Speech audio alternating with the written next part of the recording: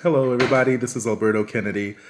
I wanted to talk today about two things that are very important to magical practice, spiritual disciplines, and mystical practices and disciplines. Compassion and love. These are things that we have both experienced in our lives from others and from and we've also experienced these things within ourselves towards others if we're lucky. It seems in this day and age, compassion is seriously lacking in the hearts of many people. And that's unfortunate, that's sad. And it's indicative of the time and the era that we live in. So I'd like to shed a little light on what is compassion and love. Because you know what? I'm thinking that maybe people just don't know what these things are. I mean, they've heard it in, they've read it in books, they've seen it in TV, but they haven't, they don't really know what it is in their life. And that's really sad because these are beautiful things that enrich our life. Compassion is an emotion where when you see somebody who's downtrodden, somebody who has gone through hell and back, or maybe is still in hell in their own life. And when I say hell, I mean going through major problems, economic problems, emotional problems, psychological problems. When you look at them and if you feel not pity, but sad that that they're going through that, that you're empathizing with them. Empathy is different than pity. Pity is when you go, oh, look at that person. It's so sad. It's kind of condescending. Pity is condescending.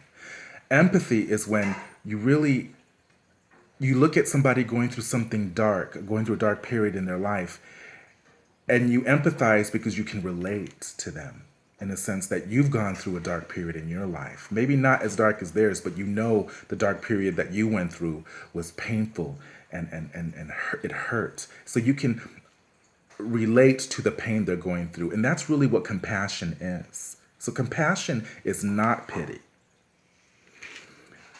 Compassion was shown to you in some time in your life. You know it was. I mean, you couldn't live a full life and not experience compassion from others.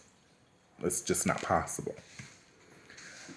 But I've noticed that a lot of people look down on others who show compassion to others. They call them bleeding hearts. They call them lily livered, or they see compassion as a weakness.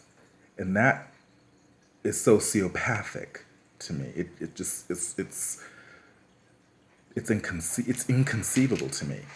You know, when you look in the world, and if your heart doesn't go out to the people that are going through some kind of suffering, some kind of pain, and you can't relate to that pain that they're going through, what does that say about you as a human being? Think about that and change the game. Charity is a form of compassion, but I know what you're all thinking. It has something to do with money. No, not entirely. That's one aspect of charity. Charity can also be spending time with somebody who has no one, who's alone, reminding them that they are not alone, that they matter. Spending, I call it healing with your ear, because some people just need to talk. Some people just need to be heard.